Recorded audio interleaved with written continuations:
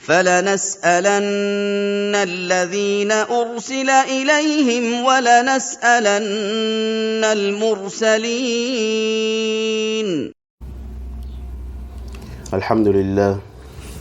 الحمد لله رب العالمين، والصلاة والسلام الأتمان الأكملان على أفضل خلق الله نبينا محمد وعلى آله وأصحابه ومن تبعهم بإحسان إلى يوم الدين. أما بعد. نعم. Nous continuons bi'idhnillahi ta'ala avec notre livre, l'explication de la formule de Tawhid de son auteur, l'éminent Cheikh Abu Abdillah, hafidhahullah ta'ala. Et vous avez certes remarqué cette longue pause, indépendante de ma volonté, et qui pourra même continuer peut-être, Allahu ta'ala a'lam. Al-Muhim, nous allons avancer doucement dans notre livre, dès que nous avons un petit temps, ou dès que nous avons un peu de temps libre, qu'Allah nous le facilite. Tayyib. Le cours d'aujourd'hui commence à partir de la page 45, et c'est là où le cheikh Abu Abdillah, qu'Allah le préserve, dit Ash-shartu thamin. Nous sommes toujours sur les conditions de la ilaha illallah. Le cheikh dit Ash-shartu thamin. Donc le cheikh Abu Abdillah, il dit la 8e condition. Taïb. Ici là, pour ceux qui se rappellent, avant d'aborder la condition, avant d'aborder, n'est-ce pas, les conditions de la ilaha illallah, dans la partie qu'on avait nommée avant propos des conditions de la formule de Tawhid, on avait déjà expliqué que les savants divergent, n'est-ce pas, dans le nombre des conditions de cette kalima. Certains se limitent à 7, et c'est ça qui est le plus répandu et le plus connu. Voyez-vous. Et d'autres disent 8, 9, 10 et même peut-être plus. Voyez-vous. Et nous avons dit que la plupart de ce qui est au-delà de cette condition revient, n'est-ce pas, à ces 7-là. Voyez. Et nous avons également mentionné cette 8e condition qu'on verra tout à l'heure. On avait même refuté ça. Voyez-vous. La raison pour laquelle on ne va pas trop perdre du temps ici, sur la 8e condition. Donc pour ceux qui veulent qu'ils retournent au cours numéro 17. Naam, au cours numéro 17. Je crois bien. Naam. Taïb.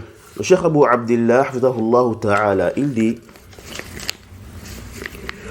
وزاد بعض أهل العلم شرطا ثامنا وهو الكفر بكل ما يعبد من دون الله مع الإيمان بالله ربا وخالقا ومعبودا بحق. قال سبحانه لا إكراه في الدين قد تبين الرشد من الغي فمن يكفر بالطاغوت ويؤمن بالله فقد استمسك بالعروة الوثقى لا انفصام لها والله سميع عليم. يقول الشيخ وهو النفي والإثبات الذي في الكلمة الطيبة لا إله إلا الله وفي دعوة المرسلين لأن النبيين والمرسلين جاءوا بالنفي والإثبات اعبدوا الله ما لكم من إله غيره. نعم. Le Cheikh Abu Abdillah, qu'Allah le préserve, il dit certains gens de science ont ajouté une 8e condition. C'est quoi? C'est le reniement de tout ce qu'on adore en dehors d'Allah, tout en ayant la croyance qu'Allah est le Seigneur, le Créateur et la véritable divinité. Allah subhanahu wa ta'ala dit, selon une traduction approximative, nulle contrainte en religion, car le bon chemin c'est distingué de l'égarement. Quiconque mécroit au Tawhut, tandis qu'il croit en Allah, saisit l'anse la plus solide qui ne peut se briser. Et Allah est audient et omniscient. Sourate 2, verset 256. Naam. Le cheikh dit, et c'est ça la négation et l'affirmation qui se trouve dans la bonne parole La ilaha illallah, et aussi dans la da'wa des messagers. Car les messagers et les prophètes sont venus avec la négation et l'affirmation. Allah dit sur une traduction approximative, pour vous, pas d'autre divinité que lui. Sourate 7, verset 59. Non. Comme je l'ai dit, on avait déjà réfuté ça. Voyez. Alors ici, là, de manière brève, hein, on avait dit quoi? On avait dit qu'on n'a pas besoin de mettre ça comme condition. Voyez-vous. Pourquoi?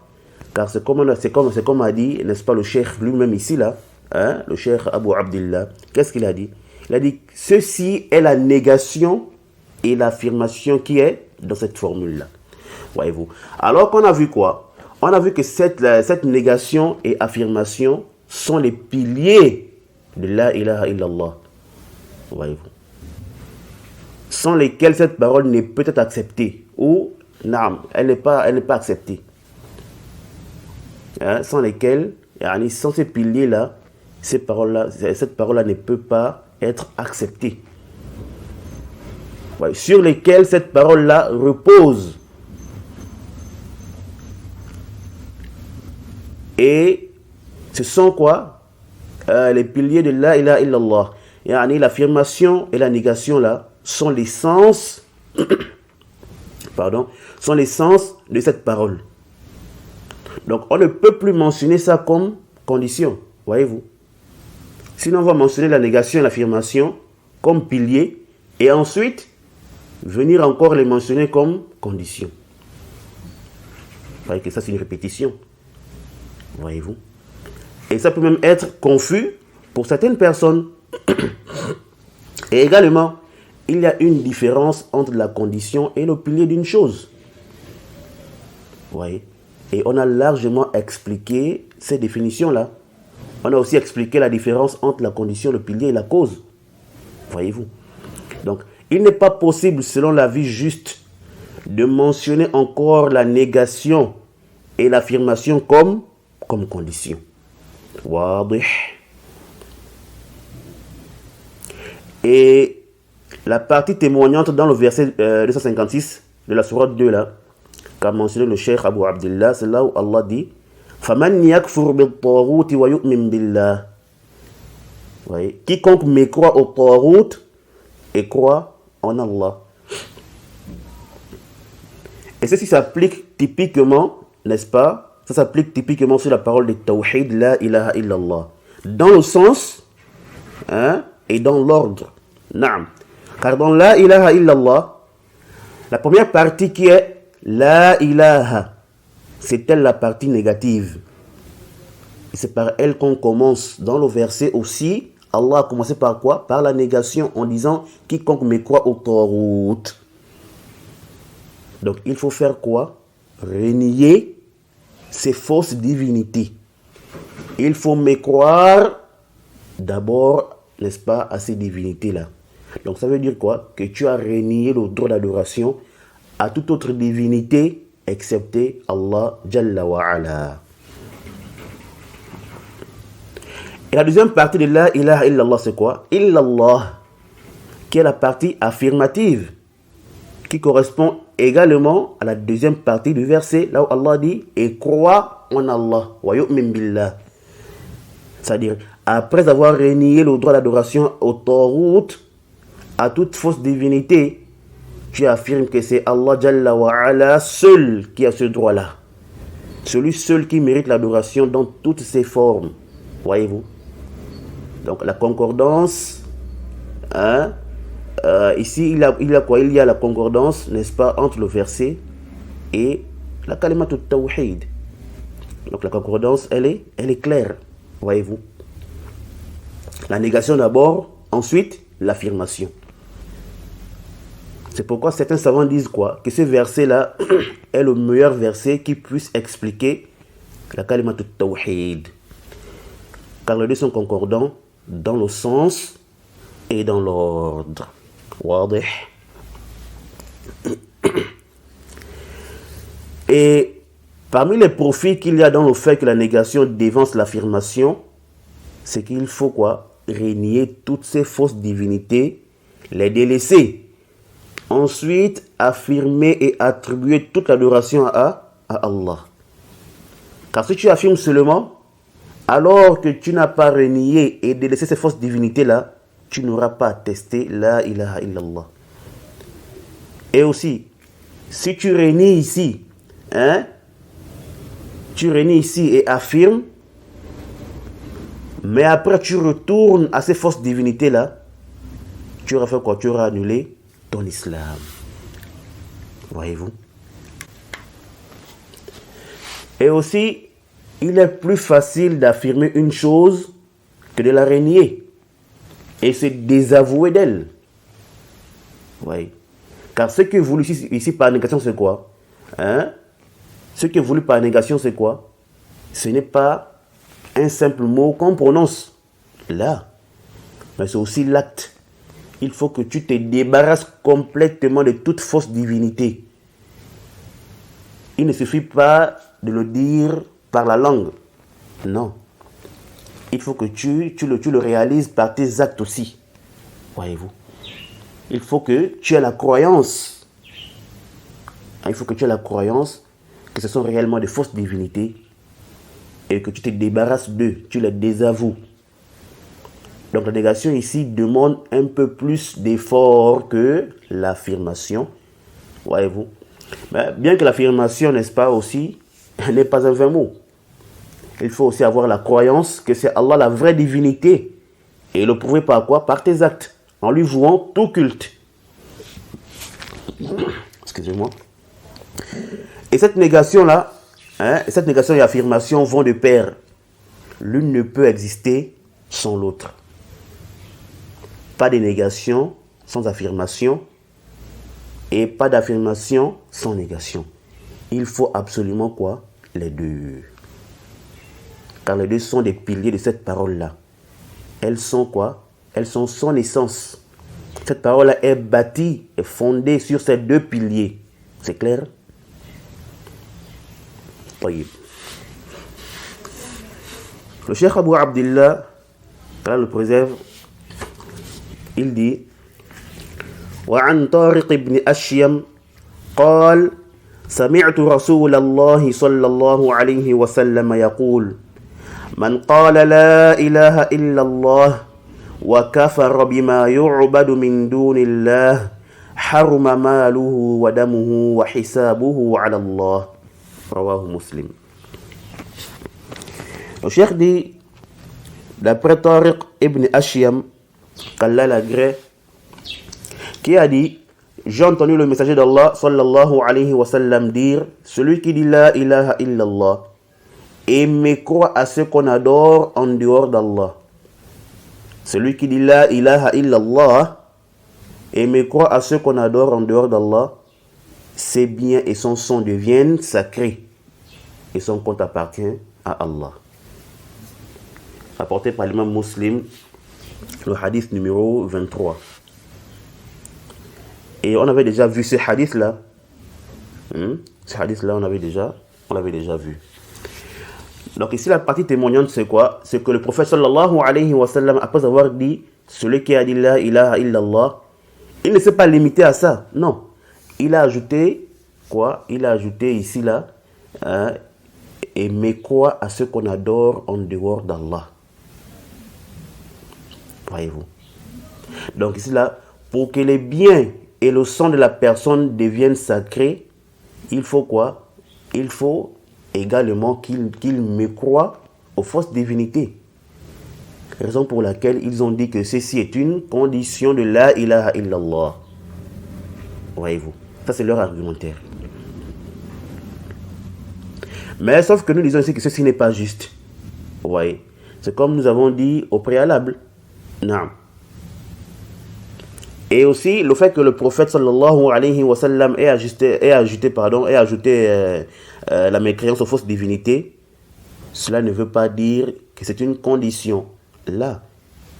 Mais il a juste mentionné quoi, min babi ta'kid, quoi, pour plus confirmer cela, hein, ou pour plus de confirmation, ouais, pour montrer l'importance de la négation, du reniement et du délaissement de ces fausses divinités. Hein? Comme on a vu, n'est-ce pas, dans le verset précédent, quiconque mécroit au Tarout. Ouais. Donc ceci se retrouve déjà, n'est-ce pas, dans la ilaha illallah. Et c'est même un pilier, comme on a dit, c'est plus fort même que la condition. C'est même un pilier de la ilaha illallah. Donc ici, là, même si le prophète sallallahu alayhi wa sallam n'avait pas répété cette phrase ou ce mot-là, vous voyez, on sait déjà qu'on doit forcément mécroire aux fausses divinités, voyez-vous. À cause de quoi? À cause du fait que cela soit clairement apparent dans cette parole, voyez-vous. C'est clair. Donc, la précision de ces piliers, hein, après avoir dit la ilaha illallah, c'est pourquoi? C'est pour plus de confirmation. Voyez-vous. Et cela montre aussi l'importance de ce pilier. Et là, on peut également se servir de ça pour appuyer ce que nous avons dit. Hein, lorsqu'on parlait de la sagesse, dans le fait que la négation dévance l'affirmation.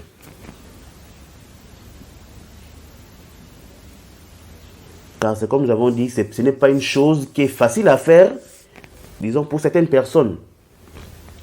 Ils reconnaissent que c'est Allah qui est la vraie divinité. Mais malgré ça, ils ne veulent pas se désavouer de leur fausse divinité. Vous voyez? Ils sont toujours attachés à leurs marabouts, leurs idoles, leurs gris-gris, leurs fétiches et autres. Voyez-vous? Alors que la personne reconnaît bien que c'est Allah qui est la vraie divinité. Mais malgré ça, vous voyez qu'il est toujours collé à ces choses-là. Alors, quelqu'un comme ça, là, il n'est pas musulman. Voyez-vous?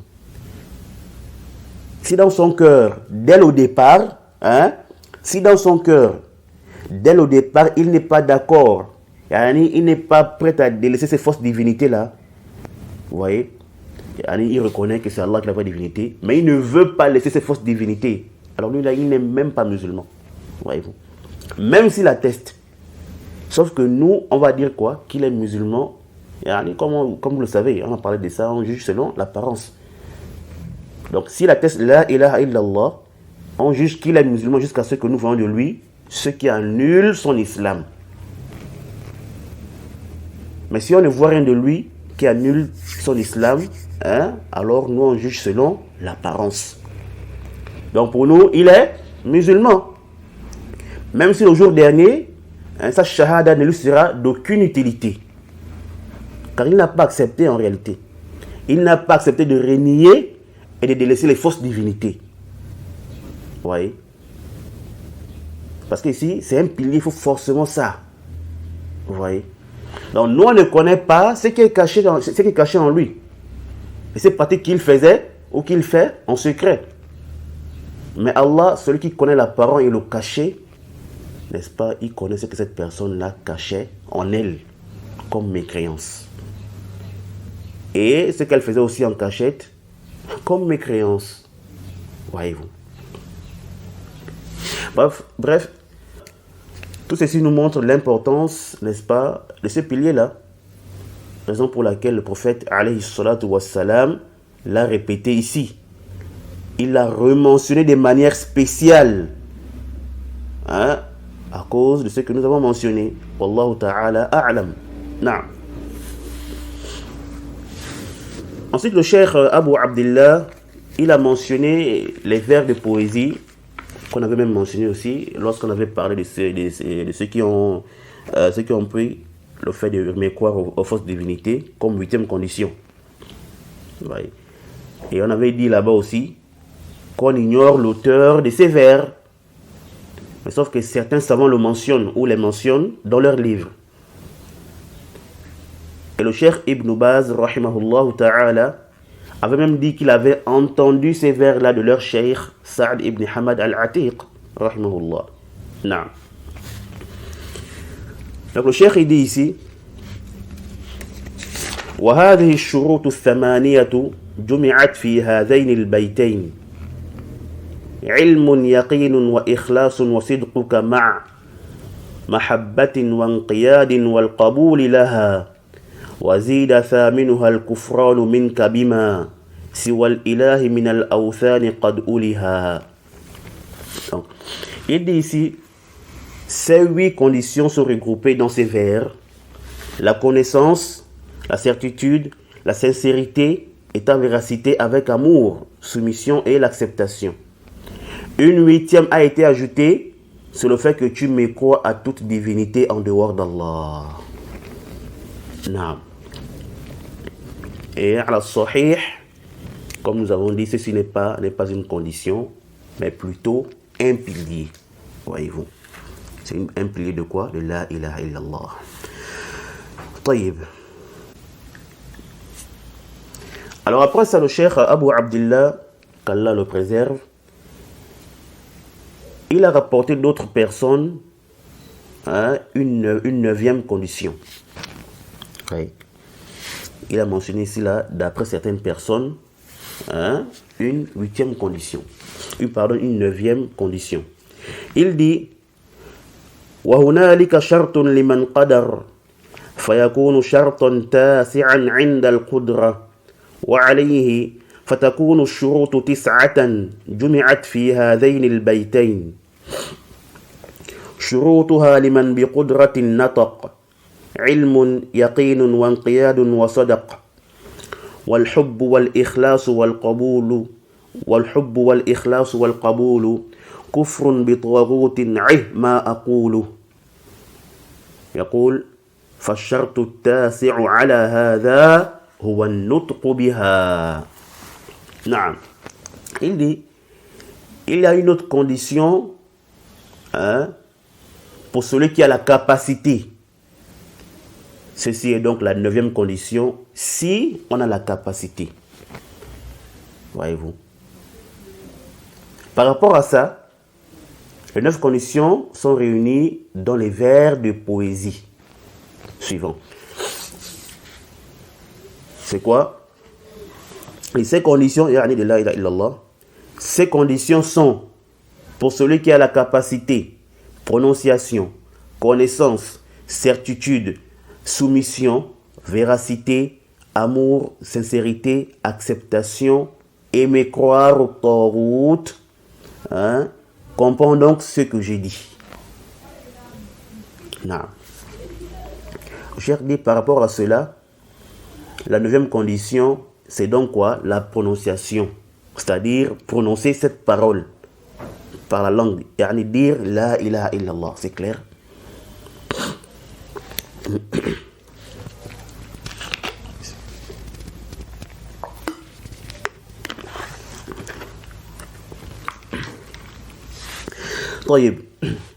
Une question ici.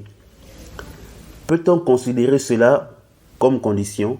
A'ni, dire que la prononciation de cette parole-là est une condition de la ilaha illallah.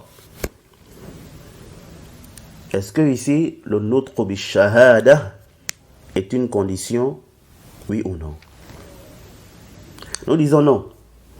Non. Nous disons que ceci n'est pas une condition de la ilaha illallah. Pourquoi?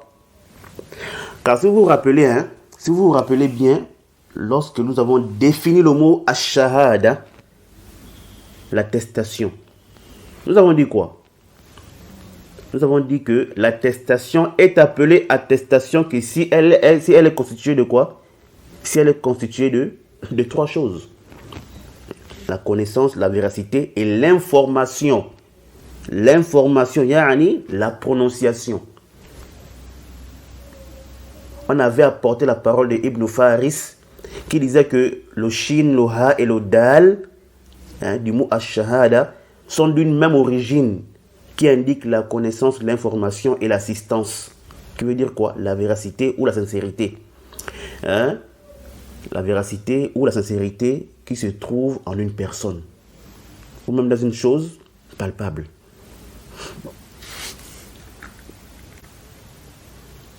Et comme a dit le Cheikh l'Islam, rahimahullah ta'ala, il faut impérativement dans la shahada la connaissance de celui qui atteste sa véracité et son éclaircissement. C'est-à-dire quoi?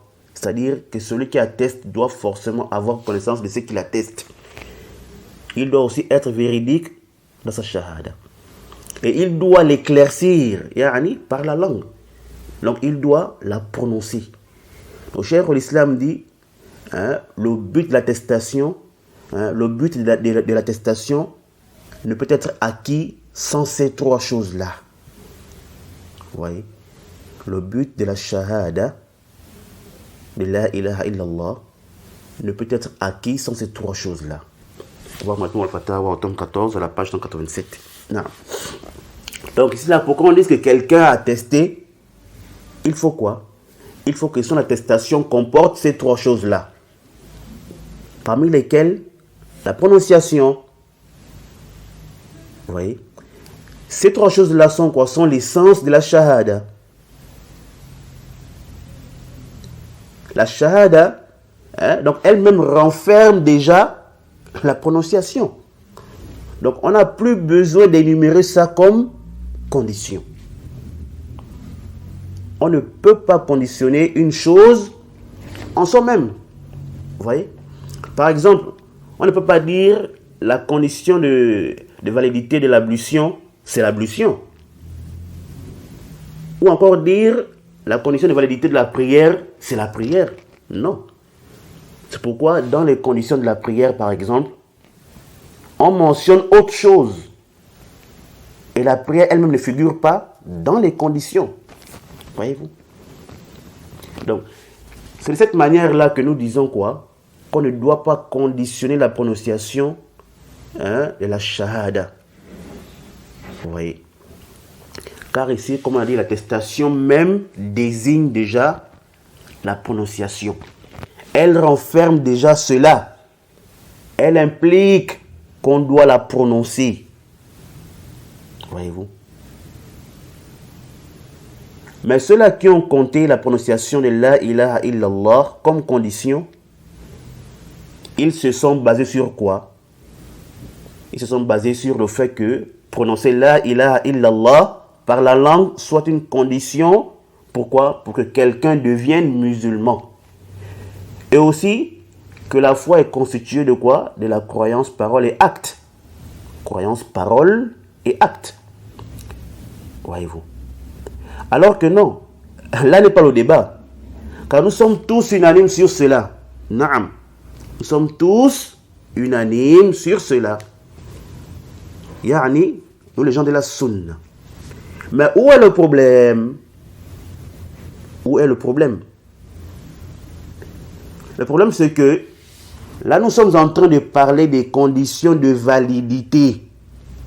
Les conditions de validité de l'attestation d'une personne. C'est-à-dire quoi? Nous sommes d'accord que celui qui veut entrer dans l'islam, il fait quoi? Il doit absolument prononcer cette formule. Et cela tant qu'il a la capacité. Ensuite, est-ce que la simple prononciation suffit? Non. Voyez-vous? C'est pourquoi on parle maintenant de quoi? Des conditions de validité de cette formule. Celui qui a dit la ilaha illallah, il doit remplir ces conditions. Pourquoi? Pour que cela soit accepté auprès d'Allah Jalla wa Ala. Pour que cela soit bénéfique pour lui. Voyez-vous? Donc le but visé par les ulama, lorsqu'ils parlent des conditions de la ilaha illallah, c'est quoi? C'est que la prononciation de cette formule-là n'est utile et bénéfique que par ces 7 conditions. Voyez-vous? Que la prononciation, écoutez bien, que la prononciation de cette formule-là, elle n'est bénéfique que par quoi? Que par ces 7 conditions. Regardez. Par exemple, le Cheikh Abdurrahman ibn Hassan, rahimahullah ta'ala, dans le Fath al-Majid, à la page 114 jusqu'à 115, il dit quoi là-bas? Il dit La budda fi shahadati an la ilaha illallah min sab'ati shurut. لا تنفع قائلها إلا باجتماعها. لا تنفع قائلها. انتبه. لا تنفع قائلها إلا باجتماعها. Le Cheikh Abdurrahman ibn Hassan, qu'Allah lui fasse miséricorde, a dit il faut impérativement dans l'attestation La ilaha illallah cette condition. Elles ne seront utiles pour celui qui la prononce. Elles ne seront utiles pour celui qui la prononce que si elles se réunissent. Voyez-vous. Il dit quoi? Si cette condition ne sera utile pour celui qui la prononce. Pour qui? Pour celui-là qui la prononce. Voyez-vous. Donc, les 7 conditions-là ne concernent que qui? Ne concernent que celui qui va prononcer cette parole. La ilaha illallah. Voyez. Donc, pour que ce qu'il a prononcé comme attestation soit valide, il faut quoi? Il faut qu'il regroupe ces 7 conditions. Vous voyez? Donc, dès le départ, nous sommes déjà unanimes que celui qui veut être musulman, il doit dire cette parole tant qu'il a la capacité. Car s'il refuse de la prononcer, tout en ayant la capacité, il est alors mécréant intérieurement et extérieurement. Chez les salafs et leurs imams et chez la majorité des ulama, comme l'a rappelé le Cheikh l'Islam, rahimahullahu ta'ala. Et aussi, on a dit que la shahada déjà, en elle-même, comporte, renferme et implique la prononciation. Voyez-vous. Donc, déjà, on n'a plus ce problème. Vous voyez, on n'a plus de problème à ce niveau-là. Qu'on doit prononcer la shahada. Nous sommes tous unanimes sur ça. Voyez-vous. Après ça, on évoque maintenant quoi? Les conditions de validité de cette formule-là. Arju an yakuna wadiha. Et aussi, si vous avez prêté attention à ce qu'a dit le Ridi Hafidh al-Hakami rahimahullah ta'ala, dans ses vers bien connus sur les conditions de la ilaha illallah, il est allé aussi dans le même sens.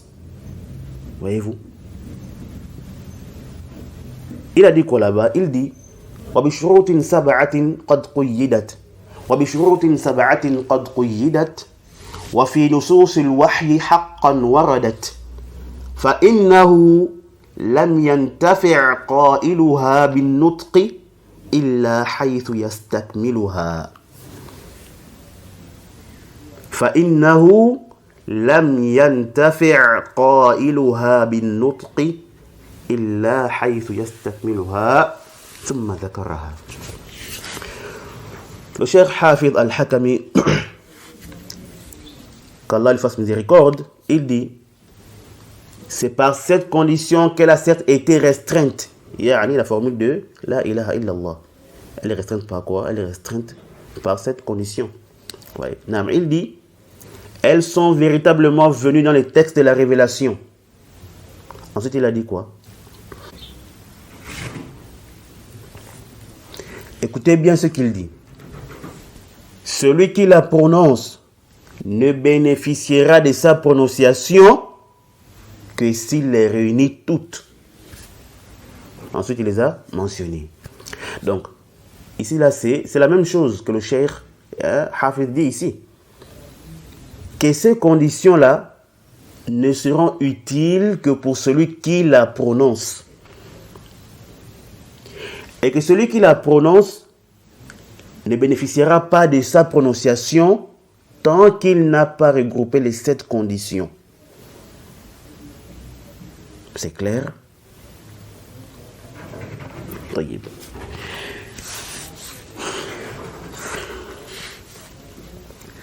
Alors, après ça, le cheikh Abu Abdillah, il va mentionner quelques arguments sur lesquels se sont basés, n'est-ce pas, ceux-là qui ont mentionné la prononciation de la ilaha illallah, qui ont mentionné cela dans les conditions de validité de cette parole-là. Non. Il dit, قال تعالى إنهم كانوا إذا قيل لهم لا إله إلا الله يستكبرون. Le cheikh Abu Abdillah, hafidahullah ta'ala, il dit, Allah subhanahu wa ta'ala dit, selon une traduction approximative, quand on leur disait point de divinité à part Allah, et ils se gonflaient d'orgueil. Sourate 37, verset 35. Naam. Alors nous disons ici en répondant à leur argument, comme on a dit précédemment, voyez-vous. Car ici, on sait que pour entrer dans l'islam, il faut attester quoi? La kalimatut tawhid. Or, cette formule-là se prononce. C'est pourquoi on leur demandait de dire la ilaha illallah. Mais eux-mêmes, les kuffar au Quraysh, ils ont compris que le but n'est pas seulement de la prononcer, mais que cette formule-là demande autre chose. Voyez-vous, elle a des piliers et des conditions. La simple prononciation ne suffit pas. Vous voyez? La simple prononciation de cette parole-là n'est pas utile pour celui qui la prononce, n'est-ce pas? Tant qu'il n'a pas rempli les piliers et les conditions de la ilaha illallah. Voyez-vous? Il savait que ce n'était pas simplement de la prononcer, mais il y a autre chose encore. Est-ce que vous voyez? Donc, nous les gens de la Sunna, ainsi que les mécréants parmi les Quraysh, sont unanimes que cette parole-là doit se prononcer. Voyez-vous? Mais aussi que cette parole-là n'est pas une simple phrase, car elle demande autre chose. Elle demande autre chose pour que cette prononciation-là devienne utile. Voyez-vous? Il faut encore autre chose. Raison pour laquelle ils ont refusé d'attester et s'enflaient d'orgueil. Wadih. Et Ibn Kathir, rahimahullah ta'ala, il disait en expliquant ce verset, il dit ay yastakbirun an yaquluha kama yaquluha al-mu'minun.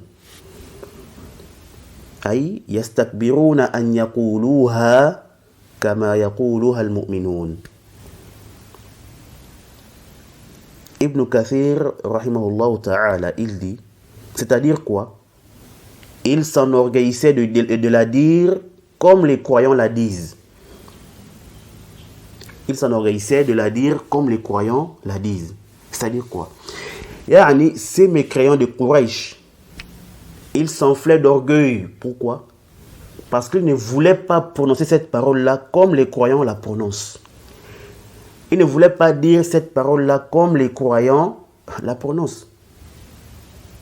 Alors que c'est connu que ne peut être croyant que celui qui la prononce en remplissant, n'est-ce pas, ses piliers et conditions. Voyez-vous? Le croyant, c'est qui? C'est celui-là qui a rempli, n'est-ce pas, les conditions de la ilaha illallah. Le but n'est pas seulement de la prononcer. Il faut remplir les conditions de cette formule-là pour qu'elle soit utile. Voyez-vous? Donc, sa prononciation, sans condition, n'est pas utile. C'est même pourquoi les hypocrites la prononçaient. Mais, comme ils ne remplissaient pas les conditions, alors leur prononciation de cette parole-là n'a pas été utile pour eux. Voyez-vous?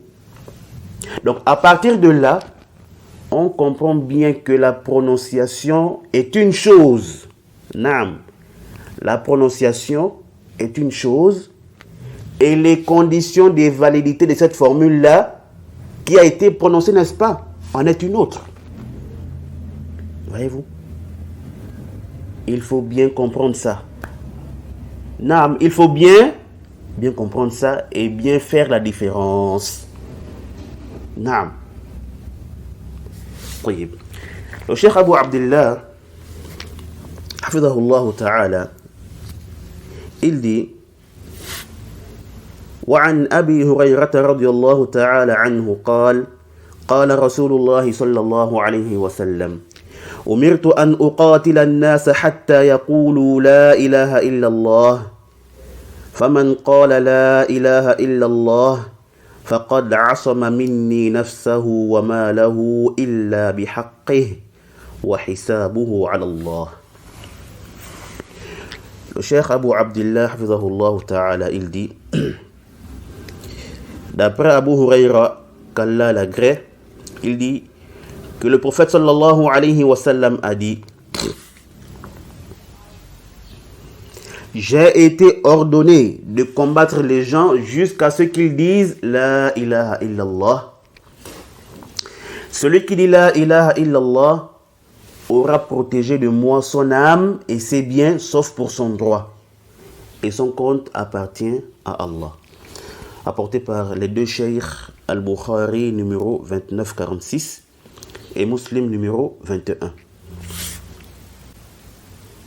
Naam. Et la réponse à leur argumentaire de ce hadith et aussi le hadith suivant est la même que nous avons déjà dit. C'est clair. Bien que ces hadiths contiennent aussi d'autres sujets, mais on se limite, n'est-ce pas, à ce qui nous intéresse ici pour l'instant. Et aussi à la raison pour laquelle ce groupe-là s'est argumenté de ces textes, ou de ces textes. Naam. Alors le cheikh Abu Abdullah rapporte un deuxième hadith en disant وعن أبي هريرة رضي الله عنه قال قال رسول الله صلى الله عليه وسلم قال رسول الله صلى الله عليه وسلم لعمه عند الموت قل لا إله إلا الله أشهد لك بها يوم القيامة فأبى فأنزل الله عز وجل قوله إنك لا تهدي من أحببت. نعم. Le cheikh dit, d'après Abu Huraira, qu'Allah l'agrée, il dit que le prophète sallallahu alayhi wa sallam a dit à son oncle au moment où il mourait, dis la ilaha illallah, je témoignerai à cause de cela pour toi le jour de la résurrection. Mais son oncle refusa. Allah fit descendre alors sa parole, c'est une traduction approximative: tu ne guides pas celui que tu aimes. Tu ne guides pas celui que tu aimes. Naam. Surat 28, verset 56. Alors, le cheikh Abu Abdullah, il dit enfin فهذه هي شروط لا إله إلا الله لا تنفع قائلها شيئا إذا أخل بشروطها لا تنفع قائلها شيئا إذا أخل بشروطها أو أخل بواحد منها وإنما تنفع من تحقق بشروطها واجتنب نواقضها. نعم. Le cheikh Abu Abdullah hafizahullah ta'ala, il dit: celles-ci sont les conditions de la ilaha illallah. Elle n'est point utile pour celui qui la prononce s'il contredit ces conditions ou même l'une de ces conditions. Par contre, cette parole est utile pour celui qui accomplit ces conditions, ou pour celui qui remplit ces conditions et s'éloigne de ces annulatifs. Oui. Elle est utile pour qui? Pour celui qui accomplit, qui remplit ces conditions et s'éloigne, n'est-ce pas, de ces annulatifs. Voyez-vous. Donc le cheikh Abu Abdullah hafidhahullah ta'ala, ici il confirme une fois de plus quoi? Que ces conditions-là sont des conditions de validité de la ilaha illallah pour celui qui l'a prononcé. Voyez. Et cette parole-là, il a dit au début, avant de mentionner les conditions de cette formule-là, à la page 26. Et ici encore, il réitère ses propos. Cela montre quoi? que le cheikh voit que la prononciation de cette parole-là n'est pas comptée parmi les conditions de la ilaha illallah aussi. Oui. Parce que la manière dont le cheikh a véhiculé les 7 conditions, puis, vu la manière dont il a mentionné la 8e et la 9e condition, quand on regarde tout ça, on s'aperçoit que le cheikh, en réalité, est parti aussi de la position, n'est-ce pas, que les conditions de cette formule-là sont au nombre de 7. Wallahu a'lam. Et on voit aussi qu'il a mentionné, n'est-ce pas, la 8e et la 9e condition. Pourquoi? Que parce que certains savants les mentionnent. Voyez-vous? Et peut-être aussi, pour que les gens sachent qu'il y a divergence sur quoi? Sur le nombre de ces conditions. Car certaines personnes, qu'Allah les guide, lorsqu'elles connaissent seulement un avis, lorsqu'elles connaissent seulement un avis, c'est fini. Pour elles, elles pensent quoi? Elles pensent qu'il y a consensus sur le sujet. Alors qu'elles n'ont même pas vraiment étudié le sujet. Elles se basent seulement sur quelques propos des savants. Sur quelques propos des savants qu'elles ont vus ou qu'elles ont pu voir. Alors pour elles, elles se disent quoi? Que khalas, il y a consensus. Tout en ignorant qu'il y a divergence sur le sujet en question. Parfois même une très grande divergence des savants sur le sujet. Voyez-vous? Bon, la question de savoir si la divergence est forte ou faible vient après. Mais avant de parler ou de te comporter dans des sujets que tu ne maîtrises pas, comme s'il y avait consensus dans ce que tu dis, il faut d'abord prendre le temps de parcourir les propos des ulama. Il faut bien faire les recherches et non lire 2 ou 3 livres ou en te basant sur 2 ou 3 propos des savants qui vont dans le même sens pour venir faire quoi? Venir affirmer un consensus ou te comporter dans ces sujets-là comme s'il y avait consensus. Voyez-vous? Là, il y a écho. Et ça me rappelle la parole du Cheikh Suleiman al-Ruhaili, hafidhahullah ta'ala, lorsqu'il disait que certaines personnes qu'Allah les guide, lorsqu'elles adoptent une position, elles font comme si c'était leur enfant. Oui. Elles font comme si c'était leur enfant. C'est-à-dire quoi? C'est-à-dire que c'est ça, c'est leur position ou rien. Soit tu adoptes leur position, soit tu es pour elles forcément à côté de la plaque. Ça, c'est grave. Voyez?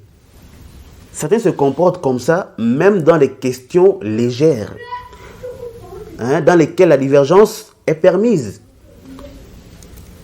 Les questions sur lesquelles les savants divergent depuis fort longtemps. Voyez? Mais son ignorance lui fait croire qu'il y a consensus. Et qu'on n'a pas le droit de contredire dans ce sujet-là. Wallahu al-musta'an. Oui. Et certains se sont même égarés comme ça, avec ce genre de pensée. Les Haddadi et autres qui taxent les gens de tout à cause de leur ignorance de l'existence de la divergence dans certains sujets. Non, ya akhi. Comme dit la règle, al-musbit muqaddamun ala al-nafi. Celui qui affirme une chose prévaut sur celui qui la nie. Oui. Celui qui affirme qu'il y a divergence dans un sujet, il prévaut sur celui qui infirme cette divergence. Si toi, tu n'as pas pu voir la divergence à cause de ton manque de science ou à cause de la faiblesse de ta recherche, alors celui qui affirme ou celui qui vient dire que ya akhi, contrairement à ce que tu penses, les savants ont divergé sur ce sujet-là. Alors sa parole prévaut sur la tienne. Voyez-vous? Si tu ignores, demande-lui, n'est-ce pas? de t'apporter les preuves de ce qu'il dit ou de ce qu'il avance. Vous voyez? C'est simple. D'autres même, malgré que tu lui apportes des preuves, il persiste, n'est-ce pas? Il s'enfonce, il s'obstine à faire comme s'il y avait un consensus. C'est quand même étrange, wallah. Donc il faut éviter quoi? La précipitation. Il faut éviter la précipitation. Il faut éviter, n'est-ce pas, d'affirmer des consensus gratuitement comme ça, là. Voyez-vous? Il faut éviter d'affirmer des consensus gratuitement. Ce n'est pas parce que toi tu ignores une chose qu'elle n'existe forcément pas. Non.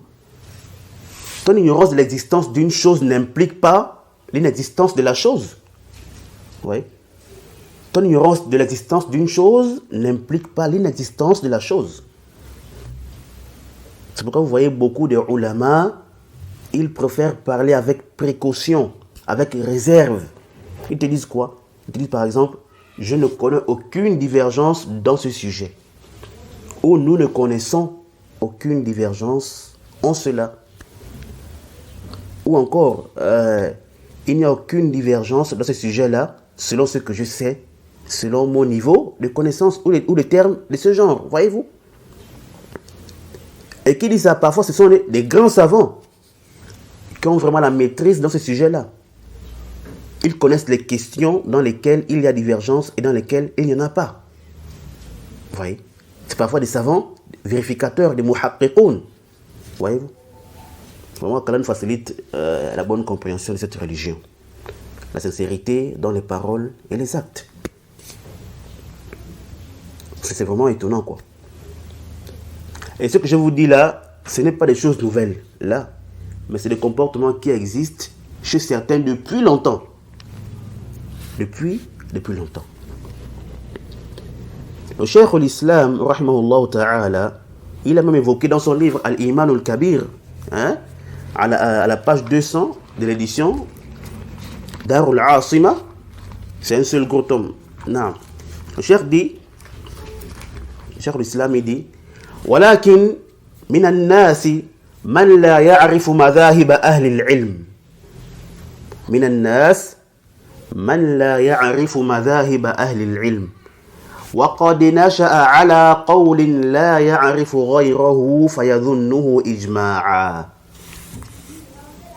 وقد نشأ على قول لا يعرف غيره فيظنه إجماعا كمن يظن أنه إذا ترك الإنسان الجماعة وصلى وحده برئت ذمته إجماعا.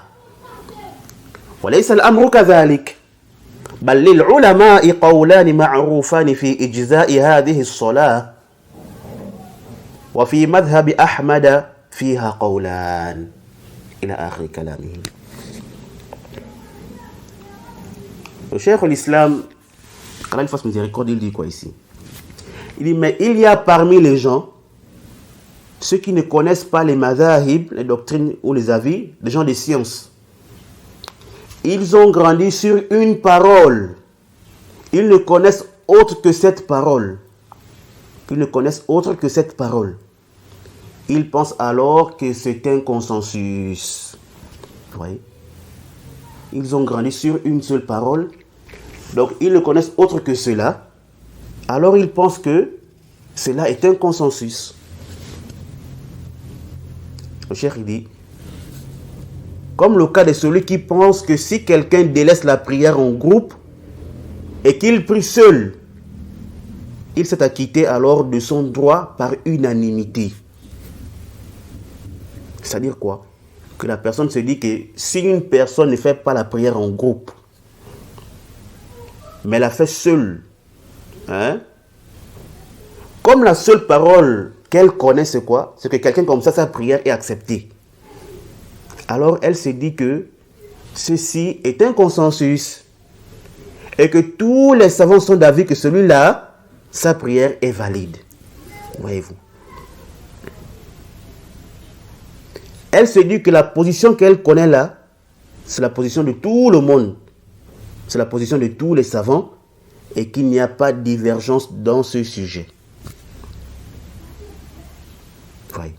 Vu que depuis son enfance, c'est la seule parole qu'elle connaît. Hein? C'est la seule parole qu'elle a entendue des gens de science. C'est peut-être la seule parole qu'elle a vue, n'est-ce pas, dans ses recherches. Ou c'est la seule parole qu'elle a lue dans ses livres. Pour elle, donc, il n'existe pas une autre parole contraire à celle qu'elle connaît. Voyez-vous. C'est pourquoi le cheikh de l'islam continue en disant, par rapport à l'exemple qu'il a pris ici, il dit, mais l'affaire n'est pas ainsi. Yani comme elle pense. Mais les savants ont plutôt deux opinions bien connues concernant l'acceptation ou la rétribution de cette prière-là. Et il dit, et dans le madhab de l'imam Ahmad, il y a deux avis. Alors, vous voyez que cette personne-là ignore une divergence qui est quoi? Qui est même bien connue et répandue. Les savants ont divergé en deux groupes dans ce sujet. Les deux avis sont même rapportés de l'imam Ahmad. Le premier avis, c'est que la prière de celui qui prie seul en délaissant la jama'a est acceptée. Le deuxième avis, c'est quoi? C'est que sa prière n'est pas acceptée. Voyez-vous. Et le cheikh de l'islam, il dit même devant, à la page 201, que ce deuxième avis-là, c'est l'avis de plusieurs gens de science. Et que la plupart des récits qu'on rapporte des salaf et des tabi'in indiquent cela. Wallahu a'lam. Voyez-vous. Donc, malgré que l'avis opposé à celui que cette personne-là connaît soit rapporté de plusieurs gens de science, mais quand même cette personne-là, elle ignore la divergence qui existe entre les ulama. Elle ignore quoi? La divergence qui existe entre les ulama à ce sujet. Soit par son ignorance. Et là aussi, il y a plusieurs causes. La raison peut être comme l'a mentionné le cheikh de l'islam. Par exemple, c'est la seule parole qui est répandue chez eux. Voyez-vous? Et ça, là, c'est même ce que nous vivons ici. Naam. Les imams ou les prêcheurs disent parfois la même chose dans un sujet. À tel point que les gens se disent même que c'est le seul avis dans le sujet, qu'il n'y a pas de divergence, il y a quoi? Un consensus. Parce que tous rapportent, n'est-ce pas, la même chose. Voyez-vous? Bon, de vous à moi, des gens comme ça, là, lorsqu'ils vont entendre une autre personne leur dire une chose contraire à ce qu'elles connaissaient, qu'est-ce qu'elles vont penser ou dire? Qu'est-ce qu'ils vont dire, pardon? Mais ils vont se dire, mais celui-là, qu'est-ce qu'il raconte? C'est un ignorant, c'est un menteur. Il raconte ce qu'il passe par la tête. Pourquoi? Parce que pour eux, c'est nouveau. Voyez-vous? Et beaucoup de frères au pays ici, ils font comme ça. Tu vois? Voyez-vous? Lorsqu'ils prêchent ou font des cours dans leur mosquée ou dans leur environnement, ils ne donnent que leur position sans même mentionner les autres avis. Yani, s'il y a divergence dans le sujet en question, bien sûr. Ils mentionnent que leur position sans mentionner les autres avis. Mais Yahri, si tu ne peux pas détailler le sujet avec les différents avis et leurs arguments et autres, mais signale quand même aux fidèles qu'il y a d'autres qui sont partis dans une position contraire à la tienne. C'est simple. Mais ne fais pas comme s'il y a consensus. Non. Oui. C'est pourquoi vous voyez parfois, quand un frère vient faire un dars dans une mosquée, et qu'il apporte un avis que les fidèles là, ils ignoraient dans le même sujet, un avis contraire à ce que l'imam a dit, vous allez voir la réaction des fidèles. Vous allez commencer à dire quoi? Il raconte n'importe quoi. Hein? Il veut montrer qu'il connaît plus que l'imam. Des paroles bizarres qui vont causer le trouble entre le frère et l'imam et les fidèles. Voyez-vous. Mais ces imams-là ou ces prédicateurs qui font ça, soit ils ignorent eux-mêmes qu'il y a divergence dans le sujet, soit c'est une manière d'imposer aux fidèles d'adopter leur position. Pour que s'ils écoutent ce qui est contraire à ce qu'il leur a dit, alors qu'ils ne prêtent pas attention à cela. Voyez-vous. Bon, je ne suis pas ici en train de critiquer qui que ce soit là. Mais c'est des choses que nous vivons dans notre communauté. Et aussi peut-être ailleurs, wallahu a'lam. Non. L'une des causes aussi qui font, qui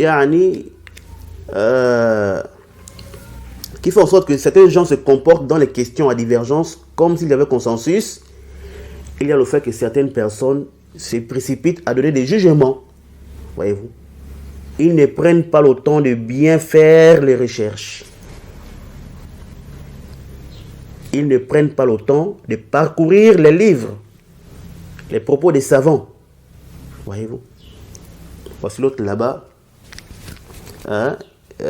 qui traite les gens de Mourji, Jahmi, Zindiq et autres. Pourquoi? Parce qu'il ignore la divergence dans les sujets qu'il prétend même maîtriser. Vous voyez? Ou qu'il pense maîtriser. Voyez-vous? D'après le uzr bil jahl, l'excuse pour cause d'ignorance dans le grand shirk est une bid'a inventée par les Jahmiyyah. Vous voyez? Subhanallah. Celui qui dit que celui qui délaisse la prière par négligence, par paresse, n'est pas mécréant, est un Mourji Jahmi. Yani pour lui quoi. Celui qui dit que celui qui délaisse la prière par négligence, par paresse, si tu dis que celui-là n'est pas mécréant, alors tu deviens quoi? Un Mourji Jahmi. Allahu Akbar. Abdelaziz Dipaga, vraiment, il a causé beaucoup de tort à certains savants, certains étudiants en sciences, et même à certains gens de la masse. Qu'Allah le ramène sur le haqq. Mais tout ça pourquoi? Quelle est la cause? C'est quoi? L'ignorance de la divergence dans ces sujets-là. Et aussi souvent, l'orgueil. L'orgueil, naam. Allah subhanahu wa ta'ala nous guide. Et qui nous maintienne sur le droit chemin. Naam. Bref, on ne va pas tirer, mais c'était juste pour attirer l'attention de mes frères et sœurs sur ce point très important. Naam. Il faut faire attention, n'est-ce pas, dans ces sujets à divergence-là. Non. Alors ici, avant de terminer, je rappelle encore une fois de plus que la divergence sur le nombre des conditions de la ilaha illallah ne doit pas causer des polémiques. Là, celui qui voit que c'est 4 conditions, 7 conditions, 8 conditions, 9 conditions ou même 10 ou voire plus, il n'y a pas trop de problème. Voyez-vous? Car certains ont mentionné de manière globale. D'autres ont plus détaillé. Ouais. C'est pourquoi le nombre aussi s'accroît. Bien que nous avons dit que ce qui est juste, c'est quoi? C'est cette condition pour nous. Et on a dit aussi ce qui est au-delà des 7, n'est-ce pas, reviennent, n'est-ce pas, dans les 7 conditions. Et aussi, comme on a expliqué, par rapport à la 8e et 9e condition et autres. Voyez-vous. Et le but de tout ça, c'est quoi? C'est de faciliter aux gens et de mieux, n'est-ce pas, faire comprendre aux gens que la ilaha illallah requiert des piliers de conditions. Voyez-vous. Ça y est, on va s'arrêter là pour ce cours. Naam. هذا والله تعالى أعلم وسبحانك اللهم وبحمدك أشهد أن لا إله إلا أنت أستغفرك وأتوب إليك.